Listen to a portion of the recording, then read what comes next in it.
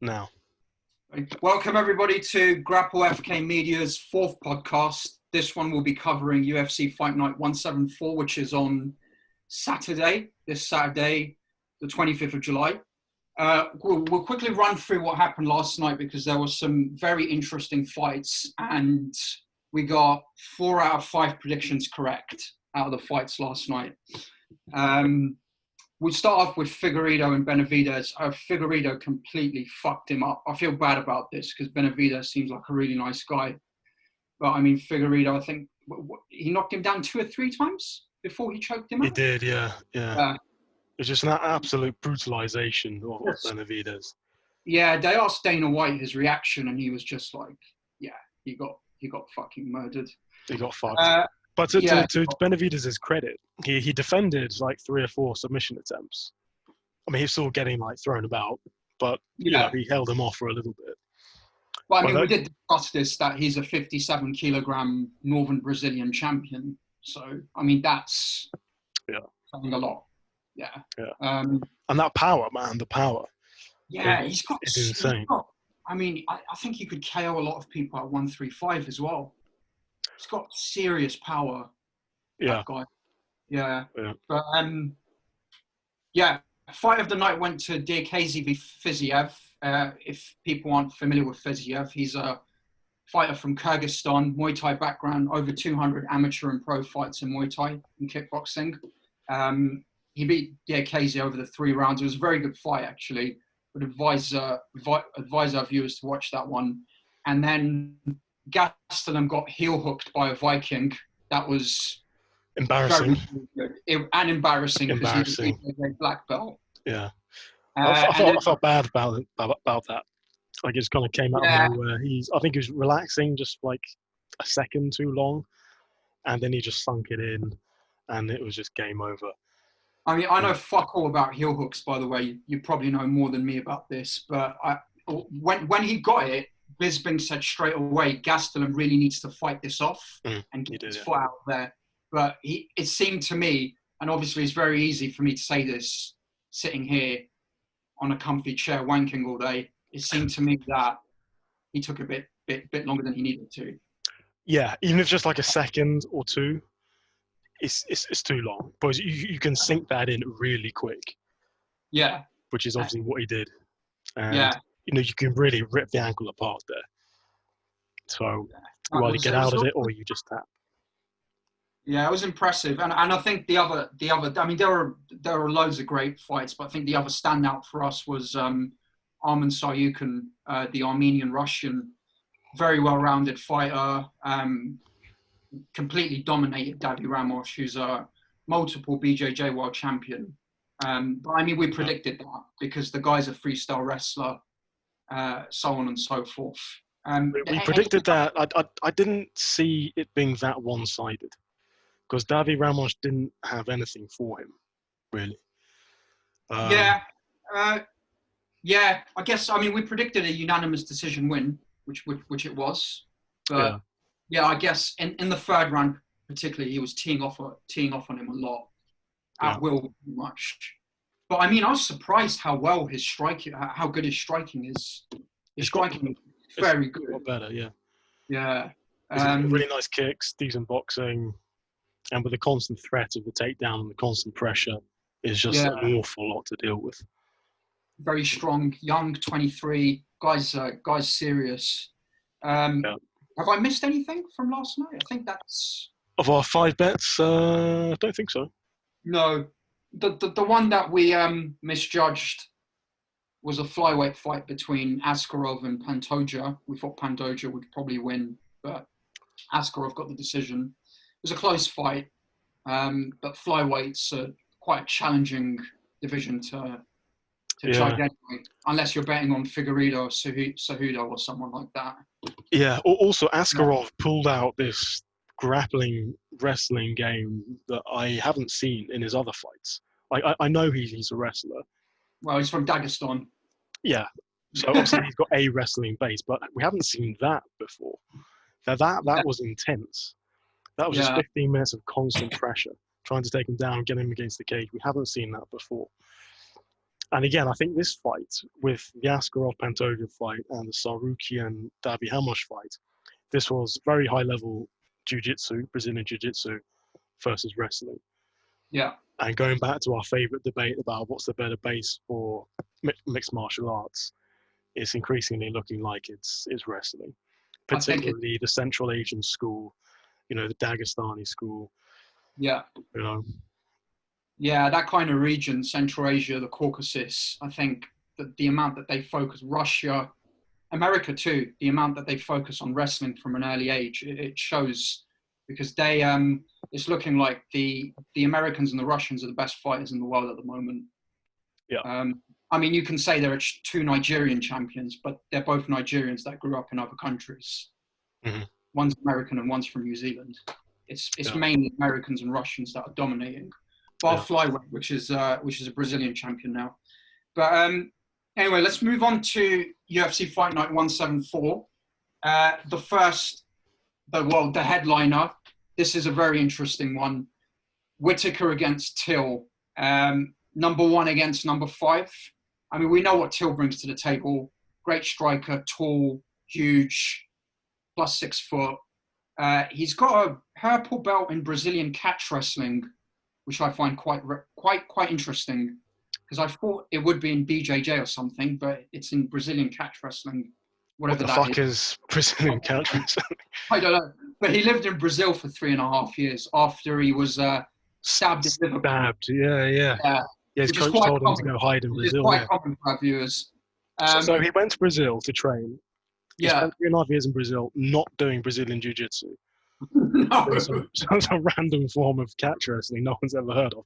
Yeah, well done. Yeah. 3.5 years well spent there. Well, he is a good fighter. He's a very good fighter. And he's coming off a win, obviously, over Gastelum. Whittaker, I mean, we know what he brings to the table. Former champ, very well-rounded, better ground game, brown belt in BJJ, black belt in karate. I know some people would argue that that's probably not the biggest thing, but I think he actually did contact karate. However, I think, in my opinion, the most important factor in this fight is confidence. And the reason why I say that is because Till is coming off a win and Whittaker's coming off a devastating loss. And before that, in my opinion, he lost to Romero as well in their second fight. And I think those two fights took a lot out of Whittaker. Had loads of injuries after that. He started talking very negatively in press conferences. And, after the Adesanya fight, it was like, why am I doing this? I was champion. I can just be playing video games on my sofa. He admitted to having depression, whereas I think Till is now on the rebound. So I think, personally, Till can win this. I think Till can either get a decision or a late stoppage, in my opinion. But what do you think? I think you're right about the mindset thing. Depression and disaffection with the sport is A, going to stop you from training as hard as you can, and as well as you can, and B, it's going to stop you from performing on the night itself. So that's a big red flag over Robert Whittaker. I think everything you said about Darren Till is good. Yeah, he's a great striker. He's not a great striker. I say he's very good. He darts in nicely, then gets out of the way nicely. He's sufficiently powerful. The big question I have is or the big issue I have, I don't think Robert Whittaker was ever that good. I think maybe he became champion at a time when the division wasn't quite as stacked as it is now. As you said, he probably lost one of those fights to Yoel Romero. And when I look at Robert Whittaker, I'm not entirely sure what his sort of core skill set is. What is he actually really good at? He's not very good at striking, if we're being honest, because he has some explosivity. He'll come into range and he'll lunge forward, kind of head first with that kind of lunging left hook. It kind of works if it lands. Otherwise, you're kind of exposed. And personally, I think that looks a bit amateurish. And I think Darren Till can expose that with some, counter punching, a counter right, or a counter left because he's southpaw. I know Whittaker's got some head kick KOs, but his head kicks aren't great. They look really weird. I guess they're those karate style. He doesn't swing from the hip. Yeah. I just don't think Rob Whittaker is that good. I think Darren Till is the better fighter here. I know a lot of people probably disagree with that statement about saying Rob Whittaker is not very good, but I just look at him, I do not see an elite level fighter. Fair enough. So you agree with the Till late stoppage? Or I don't know. I don't know if Till's got the power for a stoppage necessarily. He's got quite a power. He's stopped quite a few people, but I think with this fight, it'll probably be more close to how he fought Stephen Thompson. Yeah. Strategic chess match. Exactly. A lot of feints. Don't overcommit. Yeah. He's kind of similar to Adesanya in some ways. I'm not saying he's as good a striker. He's not. He doesn't have the kickboxing resume that Adesanya has, but he's similar to Adesanya in that he's got like a similar kind of style in his striking to an extent. And Adesanya KO'd him. And, Till has got some power. He knocked Masvidal down in the first round, straight left. All right, Masvidal got back up. And the one thing that worries me about Till, and going back to the Masvidal fight, I don't think he'll do this again, is when he starts playing stupid games and starts sticking his chin out and keeping his hands down. When he does stupid stuff like that, it really worries me, particularly after that Masvidal KO. Yeah, and even generally, he holds his head quite high. He comes in like this, Yeah, exactly. Which is a bit of an issue. But when just back to Robert Whittaker, he has. If you look at his resume, he hasn't faced many strikers at all, and the two decent strikers he's faced. I think he's. I'm gonna have to check who he's faced. Just bear with me 1 second. He got KO'd by Stephen Thompson at 170. Yeah, that's it. Yeah. So and Adesanya, he lost to Adesanya, obviously. So he's faced two elite level strikers, and he got ruined. He got knocked out. Yeah. So I just don't think stylistically this favors Whittaker. So I'm gonna have to go with. I don't think he's necessarily going to get knocked out, but I'm going to go with Darren Till decision win. Darren Till decision. Okay. Yeah. All right. Let's move on to the next one. This is Mauricio Rua against Nogueira, the younger brother or the twin brother of Minotauro. They call him Little Log. This is an interesting one. Both Brazilian. They fought before, I believe. I think Rua won twice. They fought twice. Yeah, the first time, this is crazy. The first time in 2005. Yeah. In Pride, I think. The second time 10 years later in 2015. And Rua won both, or? Yes, he Rua did. Won both. Okay. All right. I mean, the one thing to say about Rua is he's got serious power. 21 out of 26 fights have come by KO. They're both BJJ black belts. However, I think Nogueira has a third-degree black belt. I don't know what that means, but I guess overall, taking BJJ into consideration, if it was a BJJ tournament, he'd probably win. But this is an MMA fight. So Rua also has very high-level Muay Thai. They've both been KO'd before. They've both been... No, I don't think Nogueira's been submitted before, but Rua has. But I think taking everything into consideration, I just think Rua's the better MMA fighter. Former champion, has fought better people over his life. And I think he'll probably get a win again, possibly via decision, maybe a TKO or a KO. I don't think Nogueira's striking is as good as his. In the second fight, Nogueira nearly finished him with strikes in the first round. Oh, really? He had Shogun who rocked pretty badly, and it could have ended. Yeah. But that was 5 years ago. I mean, Nogueira's 44 now, and he looks about 54. Like the dude is old. Look rough. Yeah, he looks rough. It looks like he's had a hard life. So does his brother. Yeah. They have had hard lives. They have, yeah. Yeah. Fighting for 20 years. Yeah. It's not an easy life. But yeah, there's 44 at light heavyweight. That is old. This could be like the oldest guy to fight in the lightweight division in the UFC, possibly. Yeah, I don't know. So in the second fight, Shogun was kicking Nogueira with some really nice body shots consistently. He got Nogueira to the ground. Then Nogueira got up again. Shogun got him to the ground, or attempted like 3 more takedown attempts. Then Nogueira stuffed them all. And it was just such a close fight. I feel like it could have gone either way. I can't really see any real edge here, other than looking at the age difference. Because I think at 44, I think probably your reflexes have gone, or they're about to go. And just looking at their resumes, Shogun has beaten better people recently.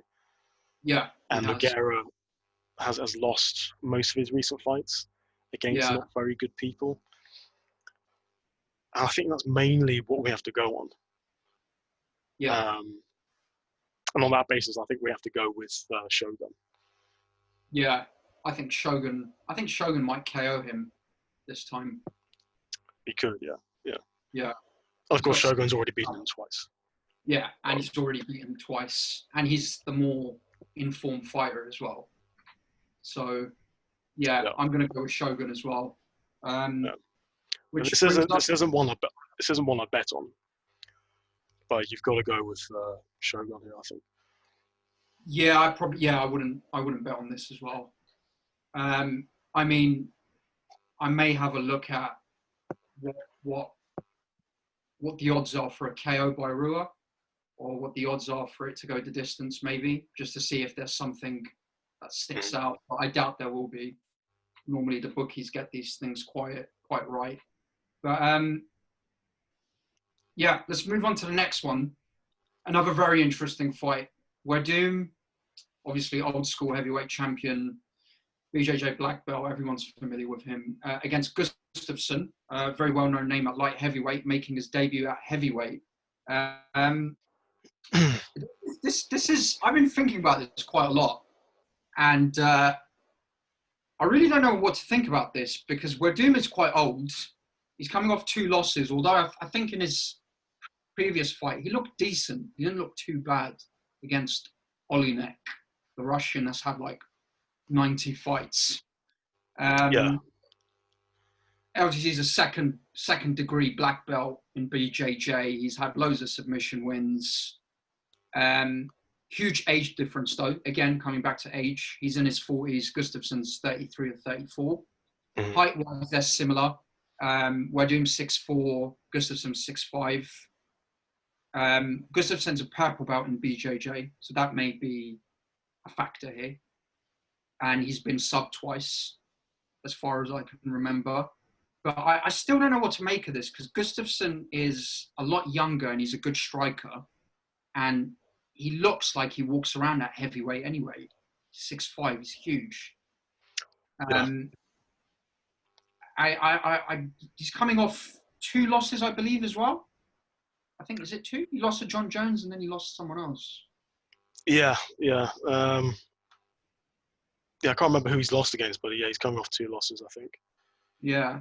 But again, I mean, going back to what you said, this isn't one I'd bet on, because nothing really jumps out to me on this. I think if Werdum was younger, I would have gone with Werdum definitely, because it's Gustafsson's first fight at heavyweight.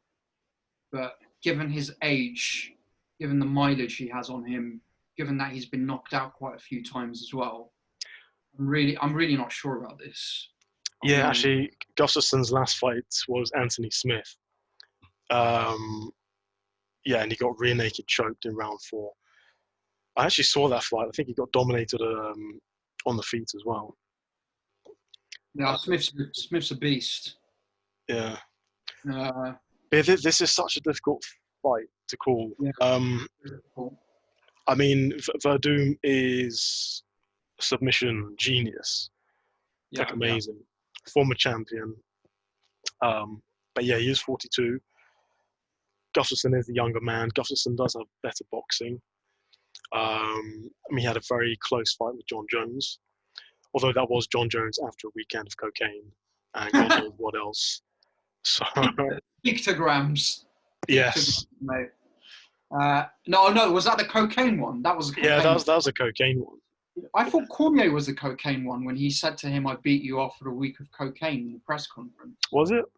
Could Yeah, be. that might have been the pictogram steroids. I don't know. John Jones is a funny character. He's probably doing something he shouldn't have been the weekend before, you know. Yeah. I don't know.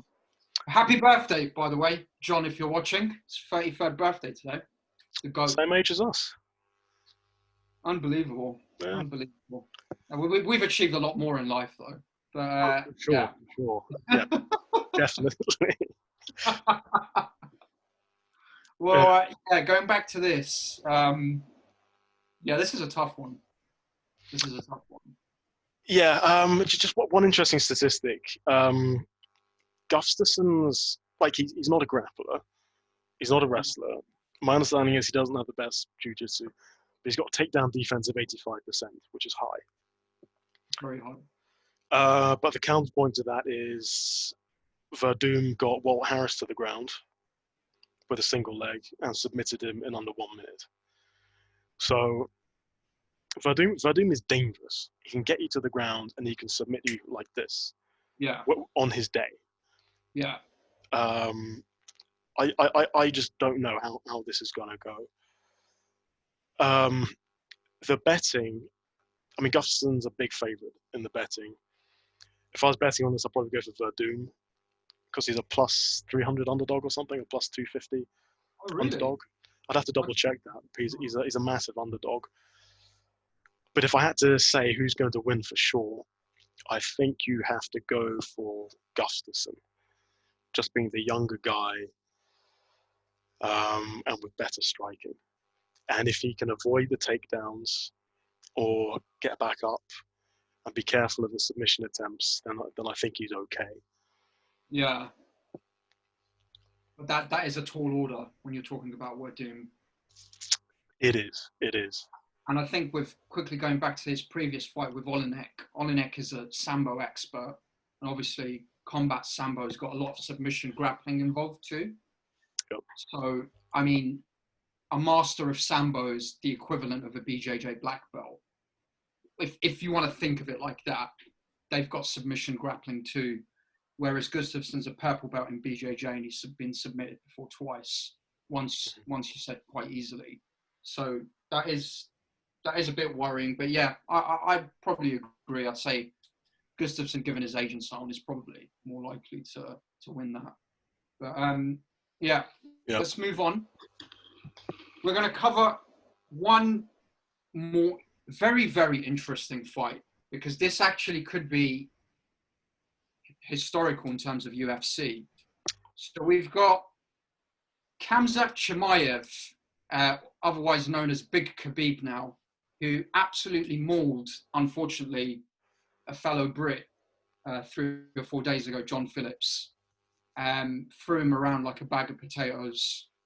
I'd imagine a bag of potatoes is actually quite heavy to throw around. Yeah, but this guy's really, really strong. Yeah. And then he went over to Dana and he basically said, Dana, fight. I want fight. And pretty much that's how he said it. Excellent English there. Yeah, no, it sounds like Khabib's been giving him English lessons, but well, anyway, Dana found him a fight.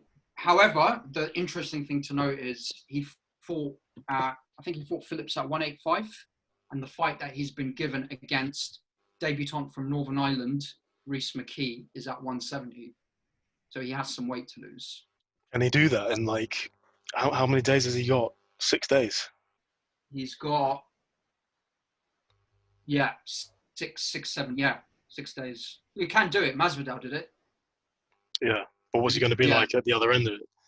That's the thing. That's the interesting part. I mean, we know he has phenomenal grappling and wrestling, and we've recently found out that he's been wrestling since the age of 5.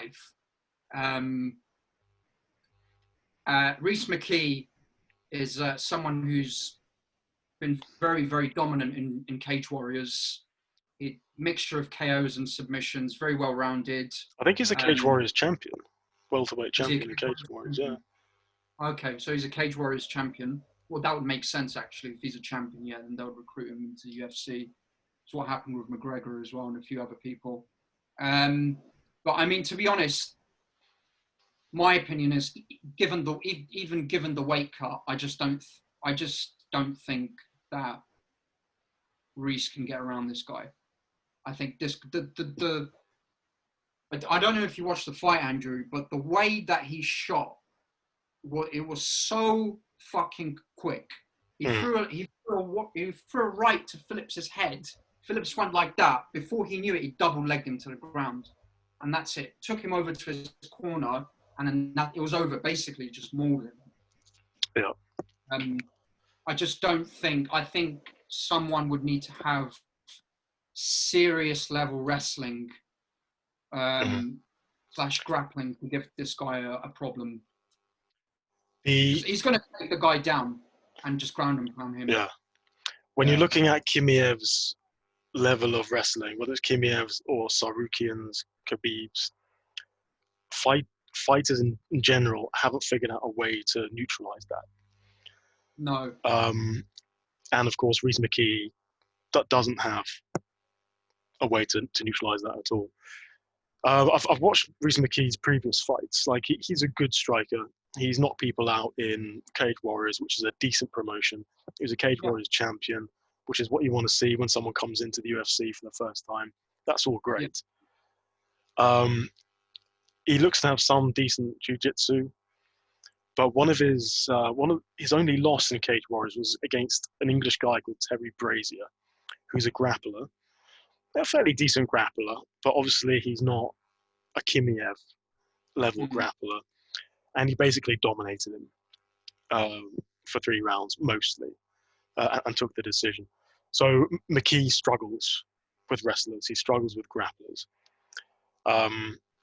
And yeah, I just think it's inevitable that Chimaev's just going to ruin him on the ground. Yeah, he'll ruin him. He'll absolutely ruin him. You need someone with... And, you know, you can make the argument that Phillips is not a ground guy, and he's not. He's a brawler. He's a Welsh brawler who KOs people when he gets a chance. But, I mean, he's a big dude, and the way that he was getting shifted and thrown around was quite worrying, to be honest. Yeah. And Chimaev does the same thing that all these, Russian grapplers do. They get them against the cage, they isolate the legs, wrap up the legs, and just Dagestani handcuff, which is a move, grab the wrist, that's it, bang, bang, bang, ground and pound. But the thing is there's a distinction when a 5'10", and I'm not saying he's on Khabib's level. Khabib is 1 in a million, in my opinion. Probably the best grappler ever in MMA. Best MMA grappler I've ever seen, ever, in my opinion. I don't think I've seen anyone like him ever before. And probably not in our lifetime ever again. It'll be hard to find someone else, in my opinion. But there's a difference when a 5'10", 70-kilo guy is rabbit punching you to a 6'3" almost guy who probably walks around at 90 kilos naturally rabbit punching you and ground and pounding you, which is why Phillips went completely red within 2 minutes. His face was completely red. He busted him wide open. Yeah. So, I mean, I think even with the weight cut, I think Khamzat's going to get the win. And he'll make UFC history if he does. That'll be two wins in 10 days. That'll be amazing. That's a huge story for him, for the UFC. Yeah, exactly. That's incredible. And I think he'll probably do it. I think he'll probably do it as well. And I think Dana White's purposely probably picked out, or whoever picks out the opponent, Sean Shelby, probably picked out an opponent where they know he's got a good chance of beating to kind of maybe elevate his name, because he is. I mean, he's already it's all over social media. You know, Big Khabib. What's this guy bringing to the table? Obviously, Russian, Chechen. There's a lot of support in Chechnya from the ruler of Chechnya, Kadyrov. He's really into MMA, pumps millions a year into it. So, yeah, I mean, I think he'll win. So do I. The weight cut is a question mark, but I think he'll win. I think this is a shame for Rhys McKee, because Rhys McKee is really good, and I think even if he loses this fight, which he probably will, he can actually make a name for himself in the UFC. Like he is good. He's got a four fight contract. So, okay. I mean, he loses this one, it's not the end of the world. He can go on and win 2 or 3 fights. Yeah. And he's 23. So he can lose this fight, and he can come back, and he can learn, you know. Exactly. Yeah. But I mean, just goes back to, we don't have a wrestling foundation in the UK. You know, we don't learn wrestling in primary school or high school or university like Americans and Russians do. This is the big difference between our fighters and American and Russian fighters. These guys are learning from the age of 4 and 5. It's like asking, I don't know, Dagestan or some principality or region in Russia, go and form a fucking rugby team and play England. Yeah. All right, yeah, they're big guys, but they won't have a clue what they're doing. So, you know, it's just the way it is, unfortunately. But yeah, that brings us to the end of the fights. Just a quick shout out to the Brits on the card. Obviously, Darren Till, Rhys McKee, Jay Herbert, the Black Country Banger. He's making his debut. Nathaniel Wood as well. Good luck to him. And stay tuned. You can find us on Grapplefuck_media. We'll have other videos up of other fights. We'll be posting regularly. And what's the Twitter handle, Andrew? I don't even remember, so it's best not to ask me. We'll put it up in the bio of the YouTube video. But thanks everybody for watching, and cocks out for the event on Saturday. Bye. Bye.